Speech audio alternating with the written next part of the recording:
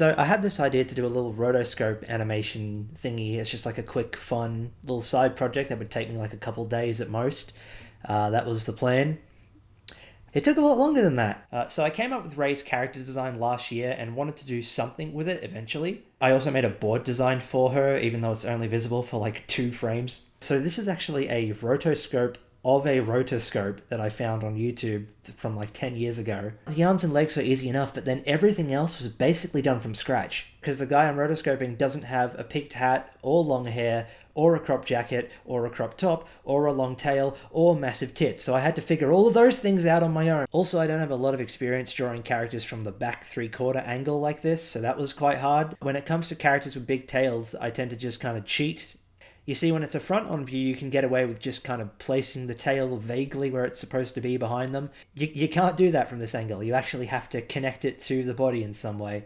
So after doing the rough pass, I did a secondary rough pass of some of the areas I was having trouble with, then put in the rest of the line work, then did all the fills. And then I realized why you should never animate a character with stripes on them, because it's a pain in the fucking ass. I don't know how the people who animated Tigger didn't fucking shoot themselves, dude. Like, I see shit like that, or like that Demon Slayer dude's fucking checkerboard cloak, and I'm just like, why? Why would you ever give yourself that many lines to animate and keep consistent? You can bullshit so much when you don't do that.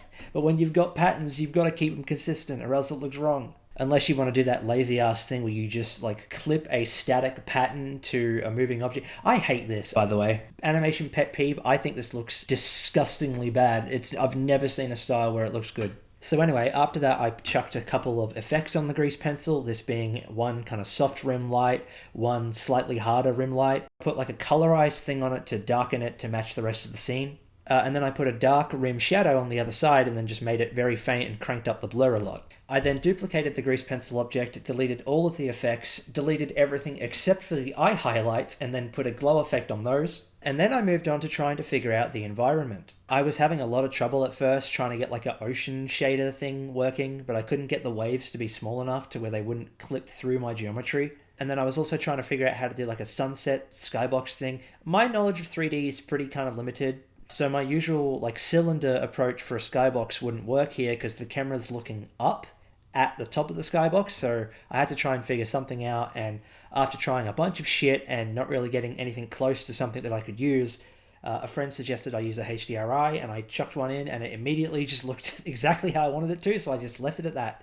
Now, for some unknown reason, I decided to rotoscope a part of this video that didn't have a background in it, even though there are parts of it that do have a background. And so I had to like try and reverse engineer a camera movement that made it look like the skateboard was in the environment correctly. Not happy with my first attempt, what I tried to do was have this little red platform that was moving along with the camera, and then each time the drawing changed, I would manually line the camera up so the skateboard was the same size as the rectangle and like perpendicular with it. I was quite confident that this was going to produce a fairly accurate, good-looking result, but it ended up looking like fucking dog shit. So then I was like, maybe if the background was moving at 6 FPS like the drawings were, then it would look correct, but no, that didn't look good either. In fact, it looked even worse. So then I went back to my first attempt, but I tried having the background animate at 12 FPS instead of 24 FPS, and I also didn't like how that looked. So what followed was me using as few keyframes as possible, but trying to just kind of fine-tune it so that it sort of kind of worked in a smooth motion.